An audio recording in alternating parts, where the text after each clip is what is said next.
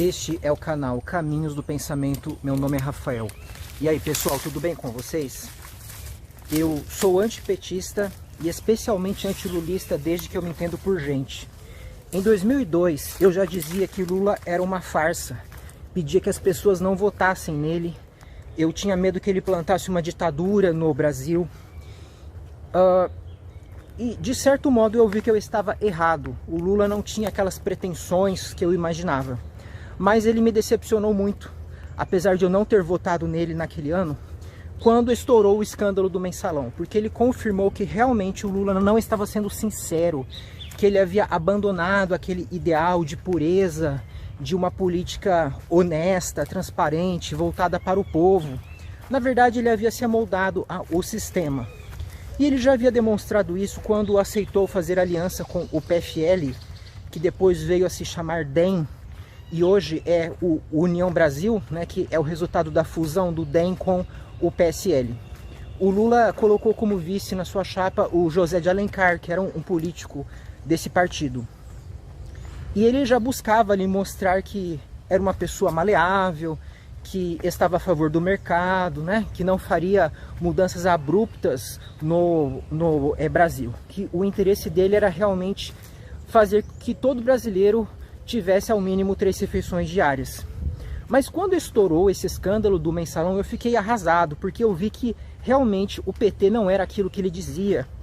E que era óbvio que o Lula sabia de tudo aquilo que estava acontecendo debaixo da sua barba. E provavelmente ele mesmo havia planejado, né, e até ordenado que aquele escândalo de corrupção acontecesse para a compra de votos de parlamentares, inclusive do PL, né? PL presidido por Valdemar da Costa Neto e também o PTB presidido por Roberto Jefferson. 2 grandes figurões da política que já estavam ali muito nos holofotes naquela época. E foram investigados, foram processados, foram julgados, condenados e punidos em razão disso. Mas o Lula não. O Ministério Público disse que não havia nenhuma evidência contra o Lula e não ofereceu nem mesmo denúncia contra ele. Por isso ele não foi julgado por isso.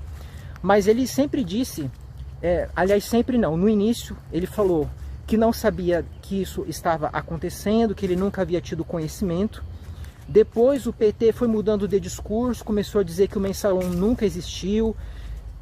E depois que o Supremo Tribunal Federal julgou a causa na sua profundidade, analisando todos os documentos, todos os depoimentos, todas as evidências, né?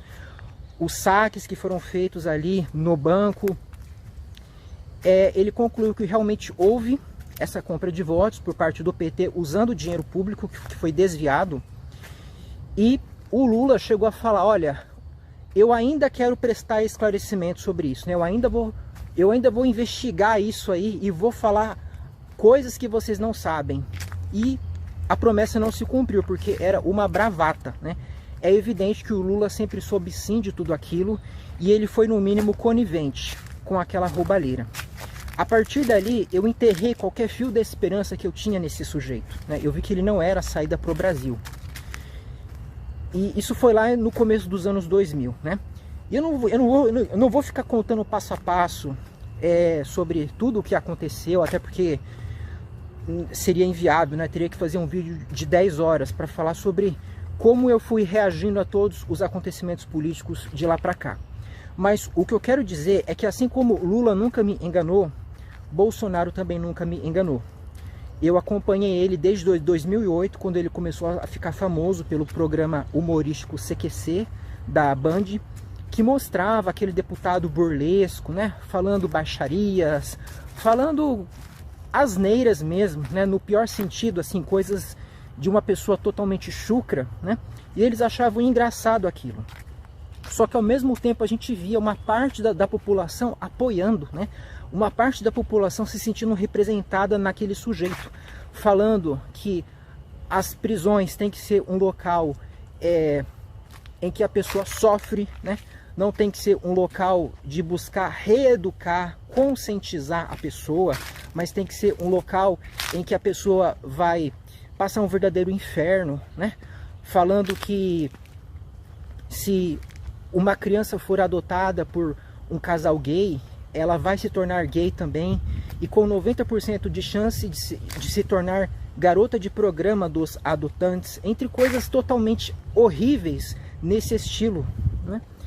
E durante 28 anos, como parlamentar, ele não fez nada de concreto, ele não conseguiu aprovar nenhum projeto, né? Então era uma pessoa totalmente irrelevante. E já em 2018, na campanha dele, surgiram as primeiras evidências de que ele era corrupto, né? A Folha de São Paulo conseguiu encontrar uma funcionária dele, que era a Val, que na verdade não era funcionária, ela estava registrada ali na Câmara, mas ela trabalhava prestando serviços particulares como uma empregada que cuidava de uma casa dele no estado do Rio de Janeiro. E no primeiro debate, em 2018, a primeira pessoa sorteada para fazer perguntas foi o Boulos, e ele escolheu o Bolsonaro, já perguntando para ele sobre quem era a Val. Bolsonaro respondeu: a Val é minha funcionária, é minha assessora, e a Folha de São Paulo encontrou ela vendendo açaí na sua loja no período de férias. No dia seguinte, né, porque isso foi no domingo, na segunda-feira, um repórter da Folha voltou à loja de açaí e encontrou a Val trabalhando ali normalmente, fora do período que seria de férias na Câmara. A Val pediu para sair, né? Ela pediu que ela tivesse o nome retirado da folha de pagamento da Câmara. E quando foram questionar Bolsonaro, ele respondeu: o crime dela foi ter dado água para o meu cachorro, né? E a gente vê esse modo de operação, sabe, de mentir descaradamente, menosprezando a inteligência mínima do eleitor, que sabe pesquisar, sabe dar um Google para ir atrás das informações, tanto por parte de Lula quanto por parte de Bolsonaro. Parece até que Bolsonaro aprendeu com o PT a fazer esse jogo, sabe, de enganação. E eu poderia desenrolar todas as outras mentiras e falcatruas que foram descobertas em torno do cara, mas o vídeo ficaria extremamente longo também. Eu precisaria de pelo menos 1 hora. Mas eu só vou falar uma coisa. Além da Val do açaí, Bolsonaro também tinha uma outra empregada fantasma, uma outra assessora fantasma, que era a Natália Queiroz, filha de Fabrício Queiroz. Quem é Fabrício Queiroz? Era o homem que fazia o sistema de distribuição do dinheiro no gabinete de Flávio Bolsonaro, filho de Jair Bolsonaro, e que ele era deputado estadual no Rio de Janeiro. A rachadinha é um esquema em que um parlamentar pega o dinheiro dos seus assessores para si, né? Então ele vai colocar ali os assessores dele, mas ele fala: olha, você vai ficar só com 10%, você vai ter que me devolver 90%, né? E ele usa esses 90% para suas atividades pessoais. Ele vai comprar carro, ele vai comprar casa, ele vai pagar a escola da filha, ele vai pagar o médico dele, etc. Então é um sistema de desvio de dinheiro, porque aquela verba que seria para remunerar uma pessoa que está trabalhando em favor do mandato parlamentar, na verdade está sendo usado para enriquecer esse parlamentar, que já tem a remuneração dele fixada pela lei, né? Ele já recebe, aí ele vai fazer um extra. Então qual vai ser o estímulo desse parlamentar, por exemplo, para reduzir o número de assessores? Nenhum, porque na verdade ele não tem assessores, ele tem pessoas que dão um nome para que ele ganhe mais, né? Isso foi feito durante muitos anos, isso já foi comprovado fartamente pelo Ministério Público do Rio de Janeiro, né? Que o Flávio Bolsonaro fazia esse esquema. E quem coordenava essa distribuição, quem realmente era o homem assim de confiança de Flávio Bolsonaro, era o Fabrício Queiroz, que também era amigo do peito do pai, Jair Bolsonaro, né? E quem ensinou o Flávio Bolsonaro a fazer essa rachadinha foi o próprio Jair, né? Que tinha no seu gabinete a filha de Fabrício Queiroz. Fabrício Queiroz depositou 89 mil mediante um cheque na conta de Michele Bolsonaro, atual esposa do presidente Jair Bolsonaro. E sempre que ele foi questionado, inúmeras vezes sobre isso, ele sempre xingou, desviou do assunto, encerrou a entrevista. E o mesmo quando falam sobre rachadinha, o mesmo quando falam sobre Flávio Bolsonaro, ele se recusa a prestar qualquer esclarecimento, porque está óbvio, né? Só não vê quem não quer, né? É igual a história da mulher que está traindo aí, que todo mundo percebe, e o marido se recusa a aceitar, né? Ele simplesmente rejeita as evidências, né? A mulher sai tarde da noite, volta só de manhã, ele não pergunta nada e fica por isso mesmo. É assim que os eleitores fanáticos se comportam, tanto do Lula quanto do Bolsonaro. E durante o mandato presidencial do Bolsonaro ficou ainda mais óbvio que ele é sim um farsante, ele é um personagem montado, ele é um personagem de YouTube, né? Que só tem bravata, que só tem frase de efeito, que explora o medo e o ódio do eleitor para conseguir se eleger. Demoniza os adversários e pinta uma imagem a qual ele não faz jus, né? Ele não é honesto, ele não é transparente, ele mostra claramente que nem mesmo cristão ele é. Aliás, é horrível ficar usando essa pauta religiosa para se eleger, né? Isso aí é uma desonestidade tremenda. O presidente, ele vai presidir um Estado cuja Constituição diz lá no artigo 19 que o Estado tem que manter uma posição de neutralidade. Ele não ajuda e também não atrapalha nenhum tipo de culto religioso, nenhum tipo de doutrina religiosa. Isso é um assunto privado dos cidadãos, né? O eleitor tem que pensar sim se aquela pessoa é honesta, se ela é sincera, se ela é competente. Isso independe de a pessoa ter ou não religião. E ficou óbvio que Bolsonaro é corrupto, né? Nós temos evidências fortes de que ele permitiu, no mínimo, que a corrupção rolasse durante o governo dele. Isso fica claro pela própria aliança que ele fez com Roberto Jefferson e Valdemar da Costa Neto, né? O Bolsonaro se filiou ao PL. Roberto Jefferson era um mensaleiro, né? Ele recebeu 4 milhões ali em 2003 e ele mesmo denunciou esse esquema no Congresso Nacional, na Câmara dos Deputados, na qual ele atuava. E a partir dali foi se desenrolando, né? Foi se investigando até que se descobriu que ele mesmo havia recebido também o dinheiro sujo do PT. E Bolsonaro teve o nome citado pelo ministro Milton Ribeiro, que era ministro da Educação, dizendo que Bolsonaro havia dito que era para ele dar preferência para prefeitos que estivessem mais necessitados nas suas cidades, né, de verba federal, e também, em segundo lugar, para os amigos de um determinado pastor. E quem era esse pastor, né? Nós temos áudios que foram gravados pela Polícia Federal, né? Nós temos interceptações telefônicas dizendo, né, os prefeitos falando ali que esse pastor estava exigindo barras de ouro, né? Só conseguiria ajuda do governo federal o prefeito que desse barras de ouro para esse prefeito, dentre outros favores. E nós temos também provas de que Jair Bolsonaro atrapalhou as investigações da Polícia Federal, né? É evidente. Só esse assunto já renderia vários vídeos. Nós temos ali a gravação feita durante a reunião com os ministros, em que ele diz: eu não vou esperar foder minha família, né? Eu tenho prerrogativa de mexer e tal, falando sobre as trocas que ele fazia no comando da Polícia Federal, principalmente para impedir que fossem encontradas mais provas ainda contra os filhos dele, não só o Flávio Bolsonaro, mas também o Carlos Eduardo, ou melhor, o Carlos e o Eduardo Bolsonaro, que também faziam rachadinhas nos seus gabinetes, né? E tudo isso aponta para ele, como eu falei, né? Ele está entrelaçado, as atividades do filho, as atividades dos filhos não tem como ser separadas das atividades do pai.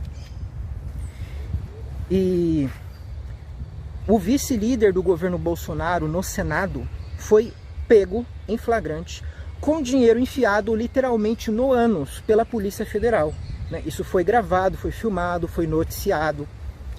Então, assim, corrupção houve e há durante esse governo, né? A gente pode não ver de uma forma tão explícita como no governo Lula, quando nós tínhamos um escândalo por semana. Eu lembro como se fosse ontem, né? Principalmente no primeiro mandato dele. Por quê? O Lula sempre respeitou a lista tríplice do Ministério Público Federal na hora de escolher o Procurador-Geral da República, que é o chefe do Ministério Público Federal. Como que ele fazia na hora de escolher, né? Ele pegava os nomes que o próprio Ministério Público Federal mandava para ele, os 3 que haviam sido eleitos dentro da instituição, e ele escolhia o primeiro da lista, né? Essa foi uma tradição que perdurou até os mandatos da Dilma, porque a partir do Temer essa tradição foi quebrada. Ele escolheu, se eu não me engano, o segundo nome, né? Segundo ou terceiro nome. E Bolsonaro desprezou totalmente essa lista tríplice, né? É verdade que ele não era obrigado formalmente a fazer isso. Ele não era obrigado formalmente a seguir a lista tríplice, porque isso não está previsto na Constituição. Mas era uma medida que garantia a independência do Procurador-Geral da República, né? Era uma medida que garantia que a pessoa que viesse a ser escolhida para chefiar essa instituição, encarregada principalmente de oferecer denúncias contra políticos, estivesse isenta, né? Não tivesse compromisso, não tivesse rabo preso com ninguém. E os próprios procuradores da Lava Jato e o juiz Sérgio Moro confessaram que o PT nunca atrapalhou as investigações e que foi graças a medidas como essa, né, de respeitar a lista tríplice e escolher inclusive o primeiro nome dela, que a Lava Jato conseguiu ir tão longe durante o próprio governo da Dilma, né? Ela foi a fundo, ela inclusive prendeu o líder do governo petista no Senado, que era o Eunício de Oliveira, foi preso em flagrante por ordem de um ministro do Supremo Tribunal Federal. Dentre tantas outras coisas que nós vimos, né? A Lava Jato daria vários livros de tanta coisa que foi feita, tanta coisa que foi descoberta. Havia sim um escândalo de corrupção enorme, havia um desvio imenso na Petrobras durante o governo Dilma, que com certeza sabia de tudo, né? Ainda que nós não tenhamos prova de que ela tenha se beneficiado pessoalmente com alguma coisa daquele esquema, mas pelo menos ela ficou quieta, deixando acontecer tudo, achando que é assim mesmo que se faz no Brasil, né? E o Lula, pessoal, bem, desde o início eu achava que o Sérgio Moro era parcial, sabe? Ele tomava algumas atitudes muito estranhas, como por exemplo, quando ele mandou fazer a condução coercitiva do Lula. Aquilo ali me parecia uma coisa totalmente desnecessária, parecia uma coisa espalhafatosa, sabe? Que era só para perseguir mesmo. Até porque o Lula ele era réu, né?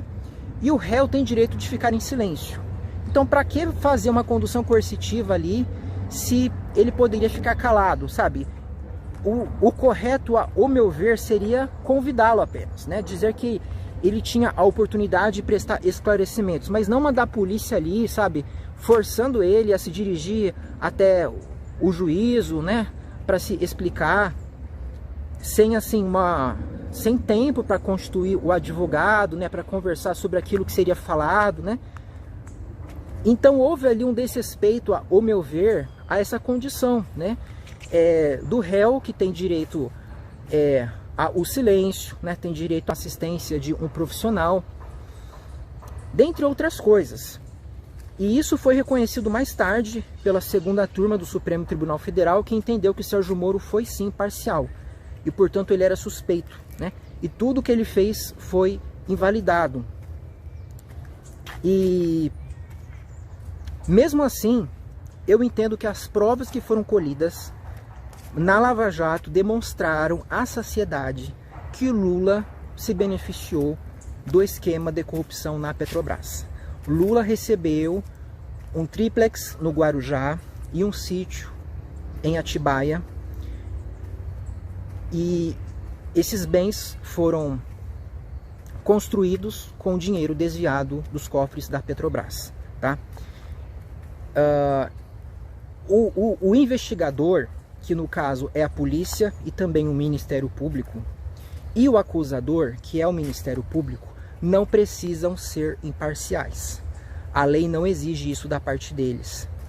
Mesmo que seja provado que o delegado, o Ministério Público estavam agindo com a intenção de prejudicar o réu, se eles descobriram algum elemento sólido contra o réu, Isso não significa que a prova é ilícita, tá? Desde que o meio obtido tenha sido legítimo, né?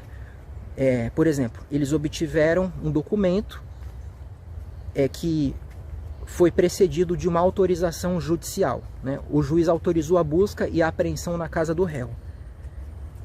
Ok, então a prova é lícita, né? Aquele documento vai servir de prova do crime.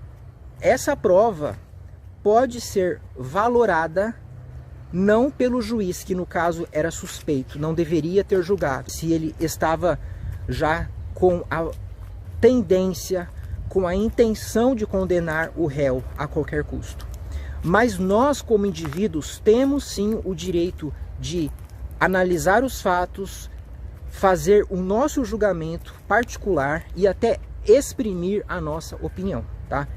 Eu ouvi o julgamento do caso do Lula no Tribunal Regional Federal da 4ª Região, 3 juízes, dos quais 2 foram indicados pela Dilma, né, com o aval de Gleisi Hoffmann, e eles foram unânimes em dizer que Lula realmente é um corrupto. Ele se corrompeu passivamente ao receber o tríplex do Guarujá, que não era formalmente dele, né, mas no plano dos fatos, sim, ele usava aquele local como seu, tá?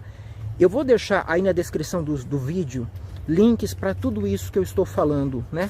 Eu vou deixar o link com a análise desse material, né, das provas que foram colhidas contra o Lula.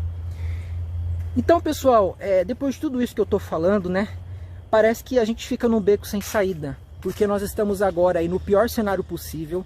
Nós temos 2 mentirosos, corruptos, enganadores, pessoas que fazem parte do velho sistema, da velha política, pessoas que são verdadeiras estelionatárias, né? E nós vamos ter que escolher, né, qual é o menos ruim. Bem, após fazer essa análise toda, eu cheguei à seguinte conclusão. Olha, a única coisa que eu quero, a única coisa só, tá? Que eu realmente assim posso esperar que vai mudar de verdade, que vai melhorar, que eu posso colocar minha confiança, que eu posso votar achando que vai resolver alguma coisa, é a área ambiental, tá? Eu quero ter um país cujas florestas são preservadas, cuja economia é verde. Eu quero ter um país com ar limpo, com solo livre de contaminação, com uma água potável, que atrai turistas, que tem uma diversidade na flora, na fauna, inclusive para pesquisa científica voltada à descoberta da cura de doenças, por exemplo, né? Nós temos um manancial inestimável aqui no nosso país, no que diz respeito à floresta amazônica, Mata Atlântica, dentre outros biomas, né? E Bolsonaro, desde o início, sempre foi contrário a tudo isso. As declarações que ele fazia mostravam que ele tinha uma cabeça lá na década de 40 do século passado, dali para trás, sabe? Ele não sabe o que é desenvolvimento sustentável, não acredita nisso, pelo contrário, ele colocou um bandido anti-ambientalista chamado Ricardo Salles no Ministério do Meio Ambiente. Pela primeira vez, o Brasil teve um ministro do Meio Ambiente que trabalhou contra o meio ambiente. Tá? Eu vou deixar também aí na descrição os links comprovando tudo isso que eu estou falando. Todos os ex-ministros do Brasil já repudiaram Ricardo Salles pela sua pífia e pérfida atuação.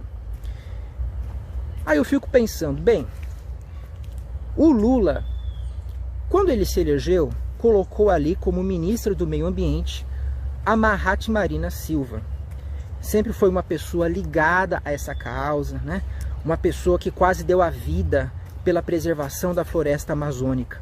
E no início ela teve muita dificuldade, o desmatamento atingiu nível altíssimo ali nos primeiros anos do governo Lula. Mas com muita dificuldade a Marina conseguiu reverter a situação, né? Ela conseguiu implantar o plano de ação de combate ao desmatamento na Amazônia. E realmente a coisa começou a funcionar. O Brasil só crescia e o desmatamento só caía, né? Até que chegou uma hora que o Lula foi pressionado por setores mais retrógrados que queriam realmente usar a floresta amazônica como fonte de madeira para fazer pasto de gado, etc. E a Marina viu que não havia mais espaço para sua agenda. Ela viu que ou ela cedia ou ela saía, né? E aí ela resolveu sair. Ela continuou sendo ela mesma, fez uma carta aberta e depois de décadas no Partido dos Trabalhadores, o qual ela ajudou a fundar, inclusive, né? Ela sempre foi uma petista histórica, ela saiu do partido denunciando que Lula estava se rendendo aos setores que queriam o desmatamento na floresta amazônica. E a Marina sempre disse que nós poderíamos crescer, nos desenvolver, sem derrubar uma única árvore, usando as tecnologias da Embrapa, por exemplo, né? Que o Brasil poderia ser um exemplo para o mundo inteiro nesse quesito. A gente poderia ter uma energia limpa, barata, sustentável, né? E com a saída dela, o Lula voltou atrás, né? O Lula fortaleceu ainda mais o plano que a Marina havia implantado, e isso durou até o segundo mandato dele, né? Os níveis de desmatamento caíram no total, durante os governos Lula, cerca de 79%, né? A partir do governo Dilma, a coisa começou a se reverter. O governo Dilma foi desastroso para o meio ambiente e também para a causa indígena. O governo Temer mais ainda, e o governo Bolsonaro então nos trouxe ao inferno nessa área, tá? E Bolsonaro mente descaradamente, como de costume, né, quando ele fala que o fogareiro que acontece na Amazônia e no Pantanal são feitos pelos próprios moradores humanos, né, que tem costume ali de fazer as suas queimadas, e que a Amazônia é úmida, não tem como pegar fogo. Inclusive ele se colocou contra o diretor do INPE, Instituto Nacional de Pesquisas, o então Ricardo Galvão, né, dizendo que ele gostaria que o Instituto não divulgasse esses dados assim, porque ele queria ter acesso primeiramente a esses dados, já que ele desconfiava da veracidade dessas informações, né? E, enfim, eu estava disposto a anular o meu voto no primeiro turno, né? Aí eu pensei, olha, no segundo turno eu vou ser obrigado a votar no Lula, né? Com um gosto amargo na boca, só para tirar esse Bolsonaro e ver se o Brasil melhora na área ambiental. Mas depois que o Lula fez um acordo com a Mahatma Marina, né? Eles se sentaram, conversaram, tiveram uma reaproximação política, né? Porque a Mahatma Marina se distanciou do Lula lá em 2009 já, disse que havia um culto à personalidade do Lula, né? Como se ele fosse o salvador da pátria, e que isso era ruim para o Brasil. Nós não poderíamos ficar fulanizando conquistas, né? As conquistas tinham que ser institucionalizadas, tinham que se tornar direitos e não favores. E ela sempre pregou isso, que a gente defendesse ideias, princípios, metas, e não ficarmos numa polarização cega, né? Ah, eu vou votar nesse aqui para derrotar o outro, né? Ao invés de você analisar os candidatos todos na sua história, na sua biografia, nas suas propostas, e apoiar a pessoa que você acha que é a melhor no meio de todas, né? Ao invés de ficar nesse jogo aí de A versus B, como se a eleição presidencial fosse um plebiscito, né? Enfim, a grande bandeira da Marina sempre foi o ambientalismo, e é por isso que ela não se dizia nem de esquerda nem de direita, porque ambientalismo é algo que envolve a todos, é algo que interessa a todos, né? Nós termos um ambiente sustentável, um ambiente limpo, é essencial para a nossa existência, inclusive enquanto indivíduos, né? A gente precisa disso. Então não é uma pauta de um setor ou de outro setor da política, né? É uma questão de consciência mínima de qualquer pessoa que tenha algum nível de juízo. Quando o Lula fez então essa reaproximação política, ele se comprometeu com o plano de ação de combate ao desmatamento da Amazônia. Ali eu já comecei a pensar em votar nele logo no primeiro turno, né? Mas Rafael, você não falou que o Lula é mentiroso? Como assim? Você acredita na palavra dele? Mas espera lá. Lula e Mahatma Marina são amigos de longas décadas, né? Houve um racha político entre eles, mas não um racha pessoal, né? Eles nunca foram inimigos de um querer o mal do outro. Lula se comprometeu com ela e eu acredito que ele fará o possível para cumprir, sim, essa promessa, como ele já fez durante o seu mandato. Eu estou acreditando nessa promessa do Lula com base no que ele já mostrou que faz, né? O Lula está se comprometendo a reverter o estrago causado por Bolsonaro, né? Eu sei que nós vamos continuar vendo escândalos de corrupção, né? Lula muito provavelmente vai manter o atual Procurador-Geral da República, Augusto Aras, né, que é um engavetador-geral da República, é um verdadeiro advogado de Jair Bolsonaro, né? Porque o Lula não quer ver repetido o quadro que aconteceu no governo Dilma. Ele não quer ver um Ministério Público forte, atuante, independente. Não. Ele quer colocar cal em cima das coisas, quer colocar panos quentes, né? E governar com o Congresso do lado, sem chance de sofrer impeachment, né? E quem denuncia os parlamentares para que eles sejam julgados é o Procurador-Geral da República. Então, interessa a todos que o Ministério Público seja leniente, que o Ministério Público seja conivente, que ele seja como que uma extensão do Poder Executivo e também do Legislativo, tá?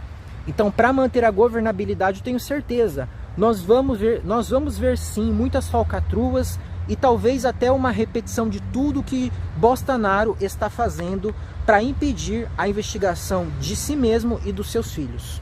Então, eu não tenho grandes esperanças em relação ao governo Lula, mas na área ambiental, sim, eu estou apostando que nós vamos ver uma retomada da preservação ambiental. Nós vamos ver aqueles madeireiros, aquelas pessoas que entram ali para derrubar floresta, para fazer pasto. Nós vamos ver essas pessoas sendo perseguidas pela Polícia Federal, sendo presas. Nós vamos ver atitudes efetivas para reflorestar as áreas que foram destruídas. Nós vamos ver uma promoção de educação ambiental nas escolas públicas. O Lula vai fazer o possível para honrar esse compromisso que ele fez com a sua antiga companheira política, tá? E em razão disso, eu fui convencido a votar em Lula logo no primeiro turno. Eu, que sempre defendi que o primeiro turno era ideológico, a gente tinha que votar na pessoa que nós queríamos que vencesse, né? E no segundo turno nós tínhamos que votar de forma pragmática, optando pelo mal menor, caso o nosso candidato não tivesse passado, né, para o segundo turno. Mas neste ano de 2022, eu entendi que nós estávamos em uma situação excepcionalíssima. Era necessário que Bolsonaro fosse derrotado logo de cara, sabe? Era necessário que ele não tivesse uma segunda chance. Devido a tanta destruição, tanto mal que ele representa e que ele promove, eu não queria permitir que ele pudesse continuar tentando. Eu queria que ele saísse o quanto antes. E Lula já havia feito acordos com vários setores, né, inclusive com o setor ambientalista, o que o tornava mais palatável, né? Aqueles acordos que os candidatos do segundo turno podem fazer para atrair os votos dos eleitores órfãos já estavam sendo feitos por Lula, enquanto Bolsonaro fica rígido, se recusa a flexibilizar, se recusa a atrair alianças com pessoas que pensam diferente dele. Então, eu fui lá e realmente votei, não no Lula em si mesmo, mas votei nessa parte da Mahatma Marina que estava nele, acreditando que ele realmente seria essa pessoa que pelo menos iria cuidar mais da área ambiental, né? E eu fiz isso, né? Fiz isso e neste segundo turno eu estou ainda mais seguro disso, né? Eu estou ainda mais seguro de que o Lula é sim a saída que nós temos agora para tentar melhorar esse nosso país, tá? Então, pessoal, eu entendo que eu justifiquei aqui o meu voto, né, nesse petista, que eu espero nunca mais repetir, né? Espero nunca mais ter que fazer isso.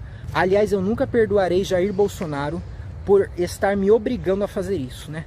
O maior cabo eleitoral de Jair Bolsonaro foi o Lula lá em 2018, né? um montão de gente que odiava Bolsonaro votou nele logo no primeiro turno para impedir que o PT retornasse. E agora Jair Bolsonaro é o maior cabo eleitoral do Lula, né? Muita gente que odiava o Lula já declarou voto nele no primeiro turno e muitos mais estão declarando no segundo turno. Eu vou deixar aí na descrição do vídeo, por exemplo, o relato do Otário, né? Um youtuber que ele era muito famoso ali no começo da década de 2010, né? Por volta de 2013, 2014, 2015. Ele fazia muitas reclamações contra as empresas, né? E ele também era um crítico ácido do PT, né? Ele era uma voz estridente, uma das mais críticas contra o PT e contra a Dilma. E agora ele declarou que vai votar no Lula, porque Bolsonaro não dá, né? O Brasil não aguenta mais 4 anos desse cara ali. E tantos outros também, como Marco Antônio Villa, o historiador que vociferava lá no Jornal da Cultura e na Jovem Pan contra o PT, dizendo que o Lula foi o pai do maior escândalo de corrupção da história da humanidade, né? Satanizando os petistas, e agora ele já declarou que vai votar no Lula no segundo turno. E tantos outros, né? Eu vou deixar também aí na descrição o relato do Marcelo Brigadeiro, que foi um dos primeiros militantes bolsonaristas do Brasil. Ele disse que começou a fazer isso em 2012, né? E conviveu com familiares de Bolsonaro, incluindo Eduardo Bolsonaro. Ele diz que vai votar nulo. Ele diz que Bolsonaro não é um mal menor em relação ao Lula, né? E ele vai explicar aí nesse vídeo que você vai assistir por que ele não confia nada em Jair Bolsonaro, né? Enfim, pessoal, era isso que eu queria trazer para vocês. Eu entendo que eu apresentei as minhas razões, tá? E agora eu vou fazer uma coisa que eu sempre quis fazer. Eu nunca esperei na minha vida, né, que eu fosse votar em Lula, ainda mais no primeiro turno. E eu também não esperava que eu fosse fazer isso que eu vou fazer agora aqui, ó, que tá na moda.